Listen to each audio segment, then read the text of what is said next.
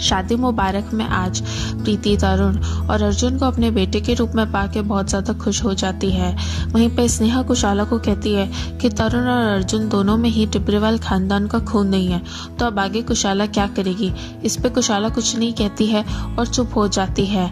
इसके बाद में कुशाला प्रीति को और केटी को गृह प्रवेश की रस्म अदा करने के लिए कहती है। वो प्रीति को अपनी बहू के रूप में स्वीकार कर लेती है। प्रीति को बहुत ज़्यादा खुशी महसूस होती है। वहीं पे तरुण जब रति से उसकी मदद मांगता है तो रति मदद करने की बजाय उसे ताने देती है। वो उसकी माँ के बारे में बुरे शब्दों का इस्तेमाल करती है, जिसे सुन के तरुण को बहुत ज़्यादा गुस्सा आ जाता है। वो रति को थप्पड़ जड़ देता है और उसे अपने लिमिट्स में रहने के लिए कहता है। प्रीति तरुण को फ़ोन करती है और उसे पूछती है कि क्या वो ठीक है, जिस पे तरुण हाँ कहता है और कहता है कि बहुत जल्दी वो सब कुछ ठीक कर देगा। वहीं पे कुशाला अर्जुन से कहती है कि वो अब गेस्ट रूम में शिफ्ट हो जाए। केटी इस पे सवाल करता है कि ऐसा क्यों।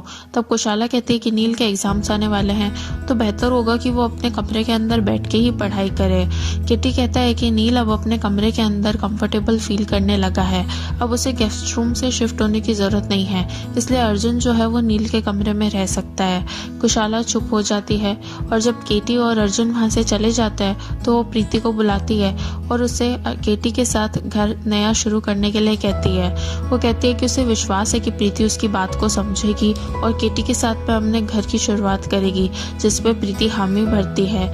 इसके बाद में जब वो कमरे में जाती है तो केटी नंदनी का बचा हुआ सामान भी नष्ट कर रहा होता है और प्रीति को उसकी जगह वापस दे देता है। वो अपनी हरकतों के लिए प्रीति से माफ़ी मांगता है और कहता है कि उसे अब प्रीति को उसकी वो जगह दे देनी चाहिए जो उसकी हमेशा से थी और जिसे वो डिज़र्व करती है।